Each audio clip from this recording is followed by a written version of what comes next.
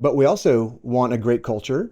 We want it to be a great place to work. We want to attract the top of the top, and we want to retain and reward the top of the top.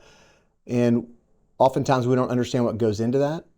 And I think the HR profession as a whole, some of the things that, at least from an outsider, feels like are taught are the things that we have to follow to keep our job and to keep us out of jail, which are very important. And it doesn't feel like enough of the other. Like, how do we make this a great place to work? And how do I help you achieve your strategic goals, entrepreneur, as opposed to making sure you don't end up in jail? Good morning, HR. I'm Mike Coffey, and this is the podcast where I talk to business leaders about bringing people together to create value for shareholders, customers, and the community. Please follow, rate, and review Good Morning HR wherever you get your podcast. You can also find us on Facebook, Instagram, YouTube, or at goodmorninghr.com. In 2023, there were a record-breaking number of new businesses created in the U.S. According to the Census Bureau, just under 5.5 million business applications were filed. Many, if not most, of these startups are created by entrepreneurial founders with vision and determination to succeed. Damn the torpedoes. But their people practices don't always line up with those of larger, more established firms, or in some cases, the law. Joining me today to discuss people leadership in entrepreneurial firms is Kurt Wilkin. Kurt is co-founder of HireBetter, an Austin-based national recruiting firm working directly with leaders of high-growth companies to build game-changing teams. He's a serial entrepreneur with multiple successful exits who has helped hundreds of entrepreneurs and CEOs build their own companies. He's also the author of the best-selling book, Who's Your Mike? A no-bullshit guide to the people you'll meet on your entrepreneurial journey. Welcome to Good Morning HR, Kurt. Hey, Mike, thanks so much for having me. Your intro resonated, especially the part about entrepreneurs being basically above the law and they have people problems. So, Yeah. Yeah. And I think, I say our biggest problem is always between our own two ears. That was my Vistage coach for years. That was the thing she always went back to, is that, most of our problems are really between our ears. But the second thing is always people. You can have great strategy, but if you don't have the right people to execute, it ain't going to happen. So that's why I was excited to have you on and talk about this, because I know a lot of HR folks who work for small to medium size, especially younger startup businesses, and it's a challenge because they're used to, they grew up in a Lockheed or a larger, type firm. So let's start with just a Cliff Notes version of your book. Who's Mike? And I'm scared to ask, what do we need to know about him and the rest of the characters in your book? well, I will say this. My HR chapter starts with the quote, "Everybody hates HR," source, "Every entrepreneur ever." Yeah. And so it's fun to come in here and talk a little bit about why HR is important and so forth. So the premise behind the book was I wanted to tell a book about stories, because I think most entrepreneurs learn from stories. And honestly, I think most business books they're hard to read, if I'm being honest. And so I wrote an article about 10 years ago called Who's Your Mike? And that became the impetus for the book. So Mike is basically your best bud. He's maybe your fraternity brother in college. He learned, maybe took 3 hours of accounting in college, learned QuickBooks, became your accountant when you're starting your business in your garage. Over the years, he gets promoted to controller, and then the sexy title of CFO, because that sounds very logical to keep promoting Mike. But man, entrepreneur looks up 10 years later or 5 years later, and he's doing 10, 15, 20 million in revenue. Mike has never built a team. He's never done this before. He's really in over his skis, and he doesn't want to tell you. He's so loyal to you, and he wants to be there for you, but you could tell he's struggling. The question is, who's your Mike as an entrepreneur? Every entrepreneur either has a Mike, has had, or will have a Mike. It's like death and taxes. Everybody's got an employee that they've outgrown. And then each different chapter is an archetype like that. I want entrepreneurs to be able to see these different characters in their lives and see how other people dealt with those situations, and then be able to make their own determination of what to do based on their own experiences and what they're seeing in the book. In the book, you talk about the entrepreneurial companies as they start out and then as they grow and scale and how they kind of evolve. Can you kind of talk about that evolution? Yeah, in the early days, almost every employee has to be like the entrepreneur, willing to roll up their sleeves and do anything. So you might have your marketing person that also handles your customer service and your logistics and your finance, and all that stuff is very typical. And those are very great employees to have and necessary in those early days. As you continue to grow, I believe that you start needing some more specialists instead of generalists. So we need a marketing person who has built and developed a marketing strategy and a plan. And so the generalists that we have often can't do that. Sometimes they can, and sometimes they have the experience, but oftentimes they can't. So part of what I do is help entrepreneurs navigate that no man's land, so to speak, and start building their next level team. And that's always the real challenge with startups. I'm a member of EO. I've been an accelerator coach. And when do you hire that first professional? At what point, how do you figure the ROI on hiring this marketing person rather than outsourcing it or just doing it myself? And those are challenges that early stage entrepreneurs, encounter. And a lot of times, your more traditional corporate folks don't get it. Well, if you can't afford to hire a CHRO and a CFO, and you're not really a business. So how do you do that cost accounting to figure out when the right time is to hire that next level of person? Man, that's a great question. I will say that the entrepreneurs who try to do it themselves are never going to be able to grow and scale beyond them. So there's a lot of folks out there like that. And I'm sure many of your clients and your EO friends for sure fit that category. As far as when to bring in the next level talent, that's really more art than science. And it often depends on the other types of people on your team and where the biggest gap is. I will say this, oftentimes, last week I heard you had a podcast about fractional executives. That is a great resource for an area like marketing where you need the strategy and the plan, but you also need someone to execute the plan is maybe not as costly as the leader. That might be an area. The other thing that I see a lot of is, I think you also mentioned that you guys are an EOS company, Entrepreneurial Operating System. Those companies have typically a visionary entrepreneur who's very good at certain things and needs an integrator, someone who, I call it an operating partner, somebody to really make the vision come to life. And so that person is oftentimes the early need, either in a fractional basis or a full-time basis for our clients. But it really depends on what the rest of your team looks like. That's my problem with the recruiting industry as a whole, is recruiters are often out going to find out whatever a client thinks they need. They go and resource that. And what they really need is oftentimes not what they think they need. And so that's really the nuance of this profession. I think there's so much that needs to go into exactly what a client needs based on the needs of the organization and what the rest of the team currently looks like. Well, and I will say, I think both in-house recruiting and contract recruiters are mostly salespeople. They're trying to, sell the applicant to take this job, close this rec, and move on to the next one. And a lot of times, they don't understand the business. They don't understand where it's at and what this person's role is really going to look like. And that's why I think you see a lot, regardless of whether it's a recruiting firm or in-house recruiters, you see a lot of disconnect. Suddenly on day one, you're in the Army now, and you find out what your job is really going to be versus what the recruiter told you. Dude, don't get me started on the recruiting industry. I think it's dastardly broken, especially the contingent model that many of your clients are probably wrestling with. I wrote an ebook called The Recruiting Industry's Broken, as a matter of fact. Oh, okay. And I used to tell people, and my team hated it, I would say, hey, I hate recruiters too. Obviously, there are good ones out there, and they do some great work. But man, by and large, they are salespeople, to your point. So how would you describe the difference in strategy between a startup, a scaling firm, and a more established company that's maybe, growing 2 or 3% a year versus trying to hit 15, 20, 25% a year or more? The difference in strategy as in a people strategy? Yeah.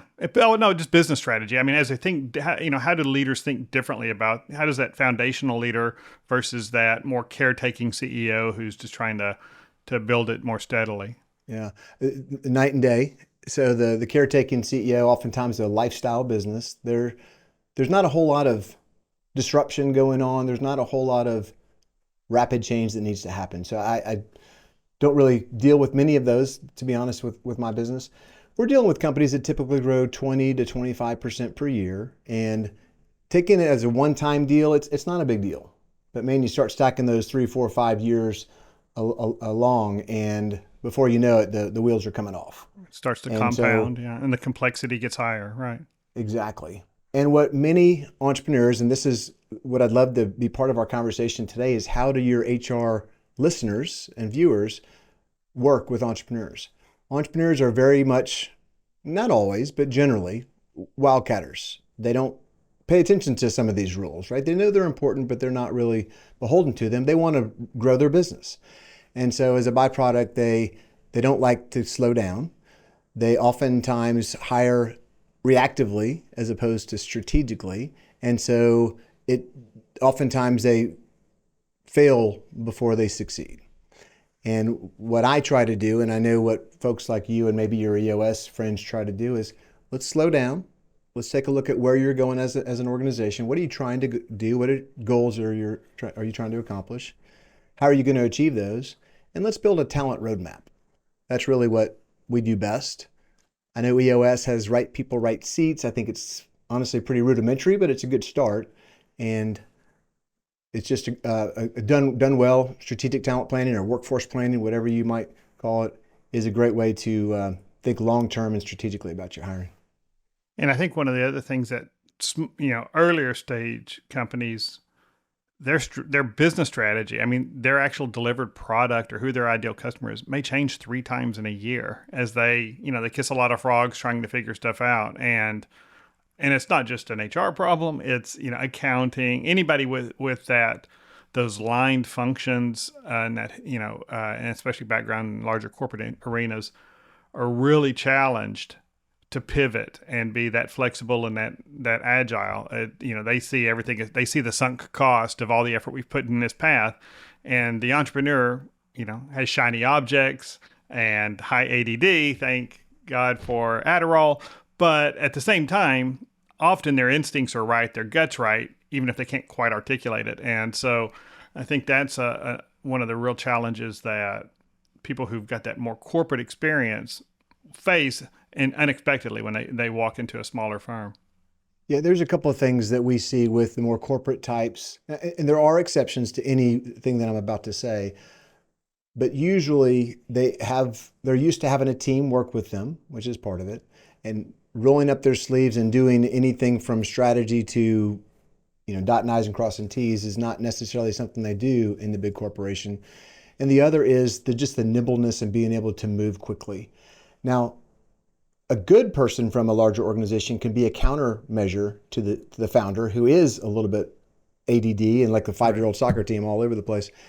And the right person can listen to the theory or idea and help them vet it and make sure that it is the direction they should go, and wean out the ideas that aren't good for now, right? What do you think most entrepreneurs get wrong or have to learn the hard way about people practices? So most entrepreneurs they manage by their gut. So they hire by their gut. And oftentimes our gut is somebody that makes us feel comfortable. Oh, you live in Fort Worth. I used to live in Fort Worth. Did you ever go to what's the name of the restaurant, the big Mexican restaurant? Tony.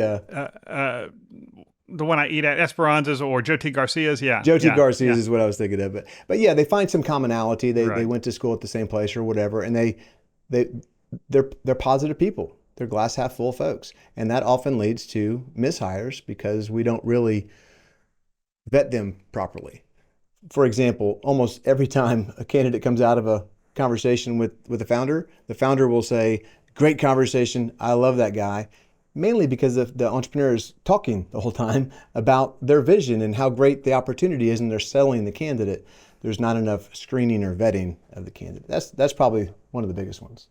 Yeah, I was at a conference for entrepreneurs a couple years ago, and there was a speaker, and he emphasized in selecting people the "would I have a beer with them" test. And I was just cringing in my chair because I'm like, I can see having to be able to have compatibility, but that's like number 4 or 5 on the list. I need to know their competencies. I need to know what their behavior styles are really going to be in the office, and you know what they're going to bring. And then I've got to decide, is this somebody that I can work alongside on a daily basis? Because if I like them, that's just going to make it more awkward when I have to fire them down the road. If you know, so and I'd rather have somebody who I can say, yeah, I could live without this friendship if they can't do the job. But I think there's a lot of that, and I've been guilty of it. You know, and I was an HR guy. I mean, I was an HR. You know, that was my career. But you get your own blinders on, and you think you've got this unique insight into the human soul that nobody else has, and you make some decisions, and you think, oh gosh, now I've got to extract myself out of this, and it wasn't this person's fault, it was mine. I just made a bad hire. Well, what you're also going to find is we don't like having the challenging conversation. We don't like holding people accountable. We don't like giving too much direction, so it's hard to hold people accountable. We need, in our best world, we need people who are self-starters that can figure it out on their own, and we don't have to babysit. Right. And that's what EOS brings to the table for a lot of entrepreneurs, that formal process of you know, we're going to meet every week, whether it kills the entrepreneur or not, to have a sit down meeting, and we're going to have a set agenda, and we're going to work through, and you're going to make commitments, entrepreneur, and we're going to hold you accountable as a team next week. And did you do what you said you were going to do in those things? And I think that's really hard. What do you think most HR pros don't get about working in an entrepreneurial firm? So entrepreneurs aren't big about details. And so the fact that we need payroll to be right and benefits to be accurate and all the compliance and laws to be followed, we get that. We don't want to be led with that. We don't want that to drive the conversation or drive the organization, to be honest. So, but we also want a great culture. We want it to be a great place to work. We want to attract the top of the top, and we want to retain and reward the top of the top. And oftentimes we don't understand what goes into that. And I think the HR profession as a whole, some of the things that, at least from an outsider, feels like are taught are the things that we have to follow to keep our job and to keep us out of jail, which are very important. And it doesn't feel like enough of the other. Like, how do we make this a great place to work? And how do I help you achieve your strategic goals, entrepreneur, as opposed to making sure you don't end up in jail? All important. Yeah, it is a yes and kind of situation on both sides of that. One of my favorite podcasts is the All In podcast, and 2 of the 4 guys on there, Chamath Palihapitiya and David Sachs, a few weeks ago had a conversation. Basically, and these 2 guys are well-known tech entrepreneurs, investors. They've done much more financially and successfully than most people out there. But a few weeks ago, they got into a little bit of a rant, and Chamath said that in none of the companies that he has a controlling interest is there an HR department. They've got a great employment law firm that they work with, but they drive almost all the other HR responsibilities down to department heads. I cringed when he said that because I've seen what that can do. And, you know, you get the wrong knucklehead in that role, and we rarely train people to even be good supervisors, much less great, you know, people and organizational leaders. But he described HR as the police. David Sachs called them the commissars. And then he said, everyone hates HR. So, and I've been in HR for 30 years. I remember when, you know, the Wall Street Journal had an article, "It's time to kill HR," and Time Magazine is HR, all those things from the last 30 years. And I'll put a link in that in the show notes to that episode just for context, but that's not a unique take on HR, unfortunately. You talk in the book about HR Rhoda, and describe who she is and how she kind of reflects where some of that anti-HR sentiment comes from. Yeah, so HR Rhoda is maybe not from HR herself, but that's what the company needs at some point. So she learns and takes some classes and becomes certified or all this stuff, right? And she learns, whether she's taught it this way or learns, that the compliance with the law is very important, and that getting payroll right is very important. All this stuff is very important. And that's where the focus lies for Rhoda. And what Rhoda is lacking is the ability to have a true business conversation with the entrepreneur, or VP of Ops, whatever you name it, something more strategically on the ops or sales side, right?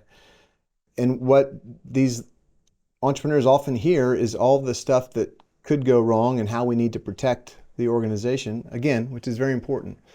And what Rhoda is lacking is just that ability to have those conversations.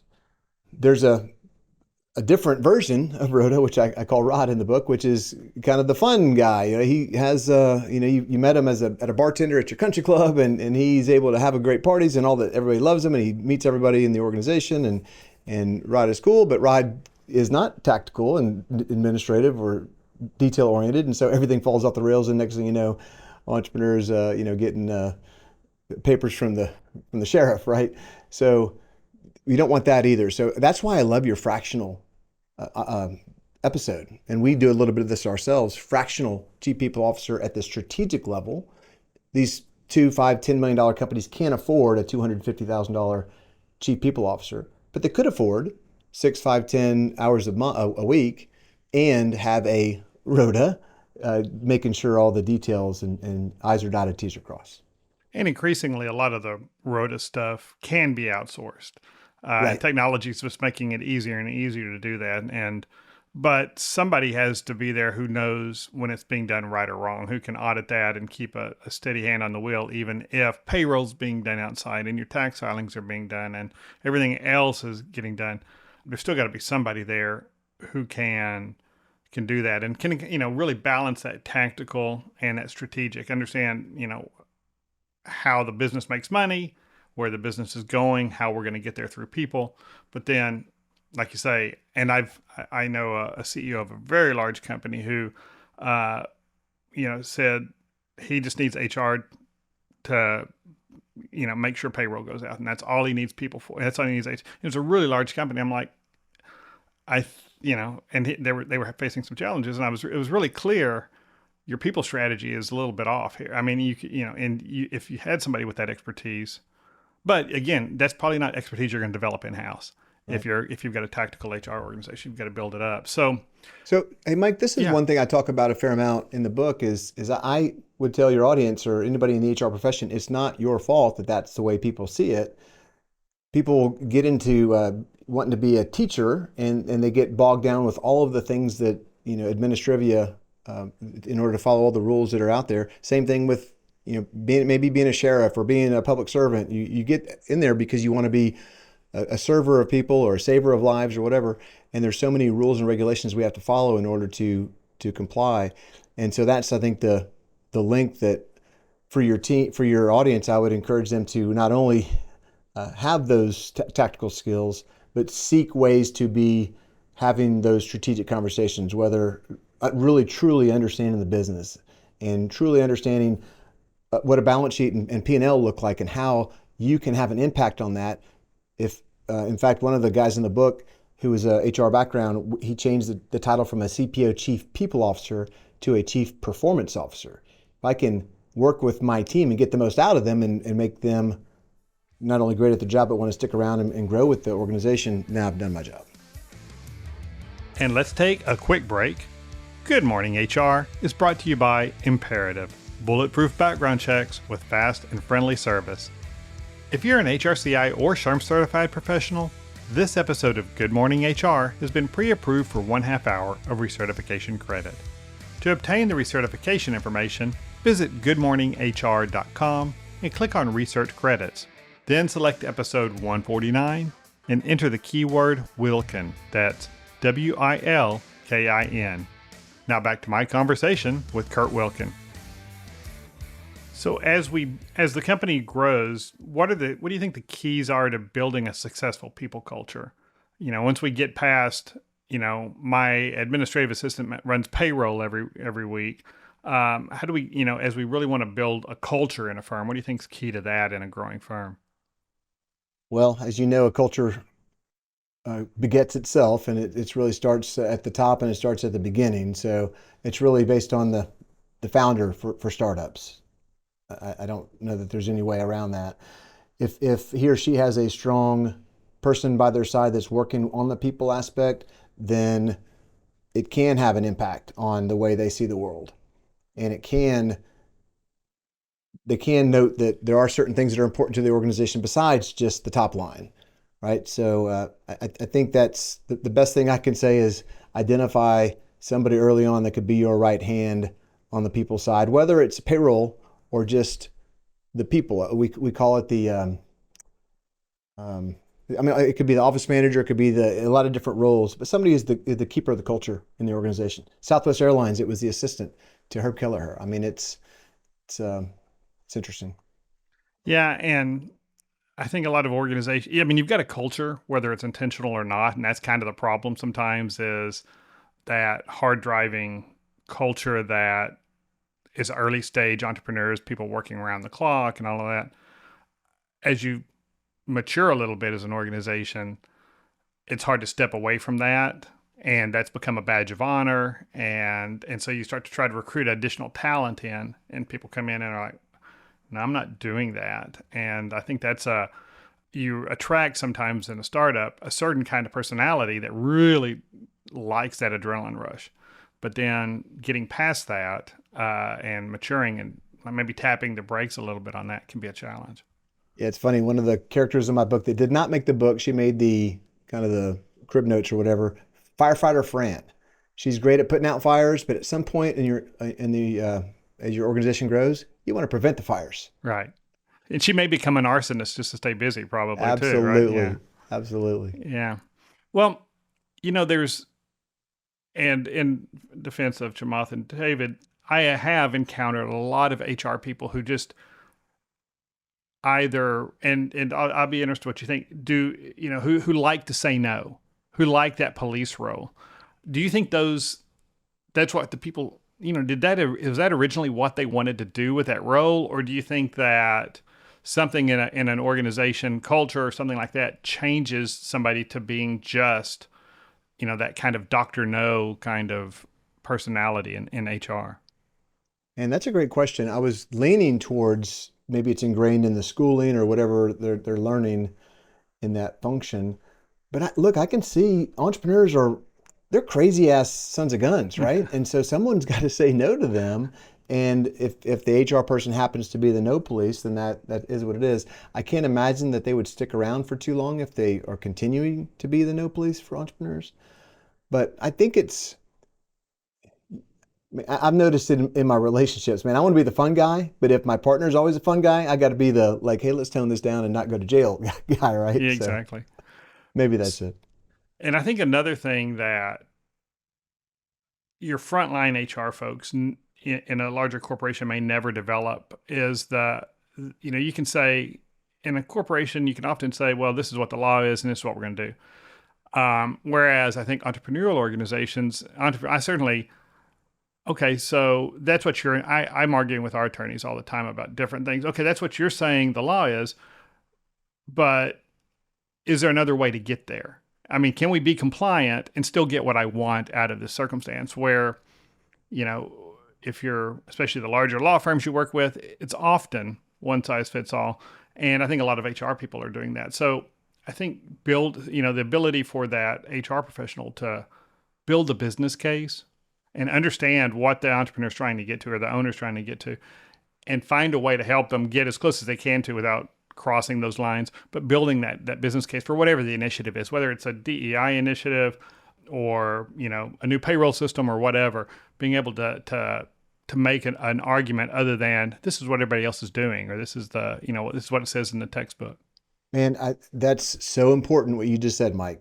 Being able to understand how the business works and how you can make the business better and more successful, leveraging the tools that you want to put in place. For example, with DEI, you mentioned, most smart people know that a diverse culture, a diverse line of thinking is going to be better for your organization. So if there's a way to lead with that, how can we make the business better by having an inclusive environment, for example? But if we lead with, we have to have a DEI initiative because somebody said we needed to, or because Walmart's forcing us to as a vendor or whatever, man, it's not going to go very far. So lead with how it makes the business better, and the impact could be that you get it because you want it, right? Yeah, and and we've talked about it on the podcast before, but the argument for DEI, and I just spoke at North Dallas Chamber of Commerce's HR conference, and one of the trends they asked, we were highlighting trends, and they asked me what one of mine were, and I said the movement away from the DEI movement to more to that inclusion. What we really ought to be looking at is how can I broaden my recruiting pool to get as much talent in here? What have I built into my systems unknowingly that may be discouraging candidates from certain backgrounds or populations or lifestyles, personalities, whatever? And then how do I make them feel part of this group so that I retain them? So my best performers are here. That's the business case for DEI.